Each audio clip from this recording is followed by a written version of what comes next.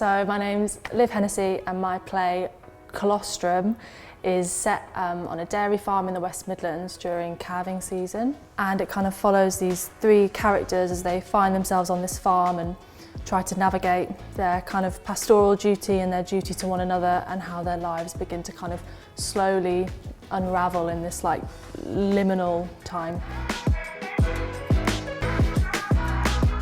I'm from a rural area in the West Midlands, and I think I was really interested in showing what rural life is actually like. I think quite often we think of it as like the green and pleasant lands of kind of like the canon, but actually quite often it's industrial, it's mechanical, it's grey, it's concrete, it's suburban.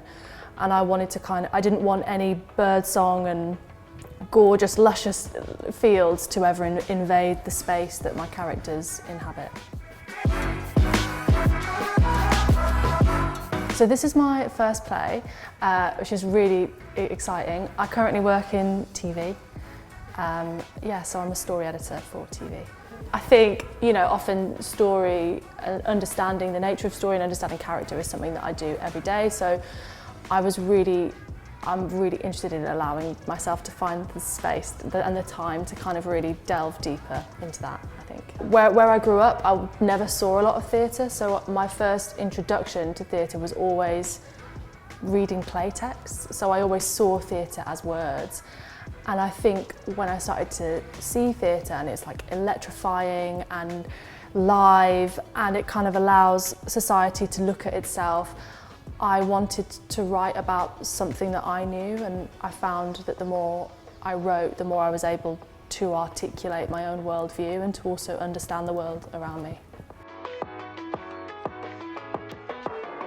I mean, I actually entered on a bit of a whim in that I saw it online. I was like, I'm going to put my draft into that, because I have an issue with finishing drafts. I think you'd have to like prize them from my cold, dead hands. And I told myself, 2020, the year of opportunity, this was January, I told myself that I would finally start sending things off. And so, yeah, this is kind of what I did. And I was so excited about the idea of a women's prize ran by women for women. I think so often there are limits put on female imagination.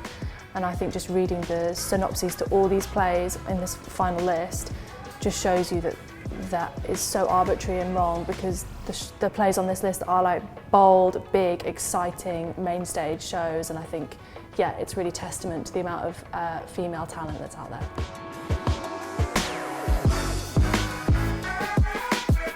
I would say definitely apply. I kind of was writing for so long around full-time work, so evenings and weekends, and I think it's important to say that that's the ugly side of writing that people never want to talk about, which is the absolute hard graft, when the drafts are rubbish and you don't know how to get it right, and you're working, like plugging away. And that can be a really lonely space. And I think that showing my play to people who read for this prize and being on that list, it felt less and less lonely. So I think if you've got an idea, get it down. And if you've got a play, send it in, is what I'd say. Well, I think first of all, I'd like to see it on. I think we'd all agree that it would be good to see live theatre in 2021. I think everything that I look for in a play in terms of like nuance, new exciting characters, diverse, difficult to define female characters are in all the plays on this list. So for me, I can't wait to see all of them. I'm really excited to see them.